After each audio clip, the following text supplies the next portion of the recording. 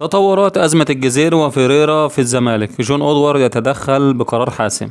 شهدت أزمة التونسي سيف الدين الجزيري مهاجم الفريق الأول لكرة القدم بنادي الزمالك مع مديره الفني البلجيكي يانيك فيريرا تطورات جديدة في أعقاب تدخل جون أودوارد المدير الرياضي بالقلعة البيضاء على خط أزمة اللاعب المصارع داخل النادي في الوقت الحالي لفرض مزيد من الانضباط في الفريق من أجل مواصلة الاستقرار والتركيز في المرحلة المقبلة.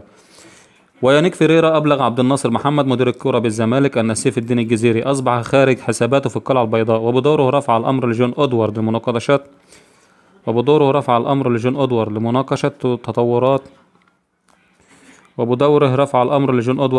تطورات هذه الواقعة التي حدثت في الأيام الماضية بعدما اعترض اللاعب التونسي على تعليمات المدرب في مران الزمالك بطريقة غير لائقة.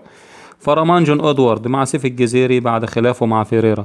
قرر جون أودوارد تنفيذ قرار فيريرا بإبعاد اللاعب عن المشاركة مع الفريق، كما سيتم تغريم سيف الدين الجزيري ماليا لحين إشعار آخر بعد فتح تحقيق في الأمر بشكل مفصل لإنهاء مثل هذه الوقائع داخل نادي الزمالك. تفاصيل صدام فيريرا مع سيف الدين الجزيري. رمى التيشيرت في وش مدربه. كشف الإعلامي أمير هشام سبب تصريحات المدير الفني لنادي الزمالك يانيك فيريرا تجاه مهاجم الفريق التونسي سيف الدين الجزيري. وقال أمير هشام في تصريحات تلفزيونية: شهد مران الزمالك قبل يومين أزمة بين المدير الفني يانيك فيريرا والمهاجم سيف الدين الجزيري بعدما طلب المدرب من اللاعب المشاركة في التقسيمة بمركز الجناح، إلا أن الجزيري اعترض مؤكدا أن مركزه الأساسي هو المهاجم الصريح.